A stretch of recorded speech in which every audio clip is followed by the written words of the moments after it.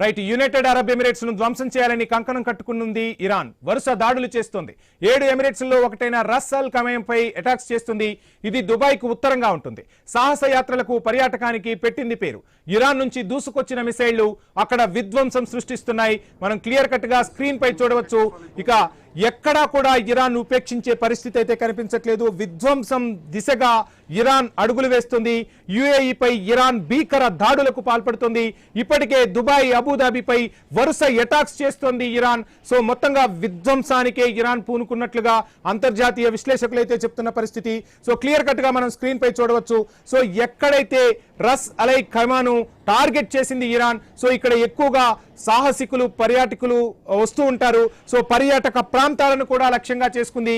యుఏఈపై Iran భీకర దాడులైతే కొనసాగుతున్నాయి. So మొత్తంగా పశ్చిమాసియా అట్టుడికిపోతుంది. ఇప్పటికే దుబాయ్, అబుదాబిపై వరుస అటాక్స్ తో విరుచుకుపడుతుంది ఇరాన్. యుఏఈపై కూడా భీకర దాడులు చేస్తుంది. ఇక వరుసగా దుబాయ్, అబుదాబి, యుఏఈ మొత్తంగా ఎక్కడ ఏ స్థావరాలుంటే ఆ స్థావరాలన్నింటిపై ముప్పేట దాడులకు ఇరాన్ సిద్ధమైన పరిస్థితి. విధ్వంసం దిశగా ఇరాన్ వెళ్తుందా అంటే ఖచ్చితంగా అవును అనే సమాధానమే వినిపిస్తుంది. మరోవైపు అమెరికాను టార్గెట్ చేసింది, ఇజ్రాయెల్ ను టార్గెట్ చేసింది. మొత్తంగా తమ సుప్రీం లీడర్ అలీ ఖమేనీని హతం చేయటంలో ఎవరెవరైతే పాలు పంచుకున్నారో వాళ్ళందరిపై ముప్పేట దాడులకు సిద్ధమవుతున్న పరిస్థితి. మరోవైపు సూసైడ్ బాంబర్స్ కూడా సిద్ధమైపోతున్నారన్న వార్త మాత్రం ఇప్పుడు ప్రపంచ దేశాలను విస్మయానికి గురి చేస్తున్న పరిస్థితి. ఎక్కడ అమెరికా స్థావరాలుంటే అక్కడ విధ్వంసం చేసేందుకు ఇరాన్ కంకణం కట్టుకుంది. ఆ దిశగానే ఇరాన్ అడుగులు వేస్తోంది. ట్రంప్ చర్చలకు పిలుపునిచ్చిన ససేమిరా అంటూ బేఖాతరు చేస్తోంది.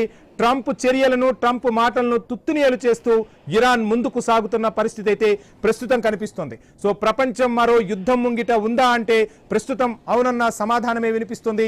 ఇరాన్ ఇప్పుడు ఎవరు చెప్పినా వినిపించుకునే పరిస్థితుల్లో అయితే లేదు. సో మధ్యవర్తిగా ఉండాల్సిన ఒక ప్రపంచ పెద్దన్నే ఈ యుద్ధంలో స్వయంగా పాలు పంచుకోవటం. సరే, ఇప్పుడు ఎవరు నచ్చ చెప్తారు? ఈ యుద్ధానికి ఎక్కడ పులుస్టా పడుతుంది? యుద్ధంలో మధ్యవర్తిత్వం ఎవరు వహిస్తారు? ఇరాన్ కు చెప్పేదెవరు? ఇటు ఇజ్రాయెల్, అమెరికాకు చెప్పేదెవరు అనే దానిపై పెద్ద ప్రశ్న అయితే లేవనెత్తుతున్న పరిస్థితి. అసలు ఎన్ని రోజులు ఈ యుద్ధం కంటిన్యూ అవుతుంది? ఇరాన్ తన ప్రతీకార దాడులకైతే దిగుతున్న పరిస్థితి.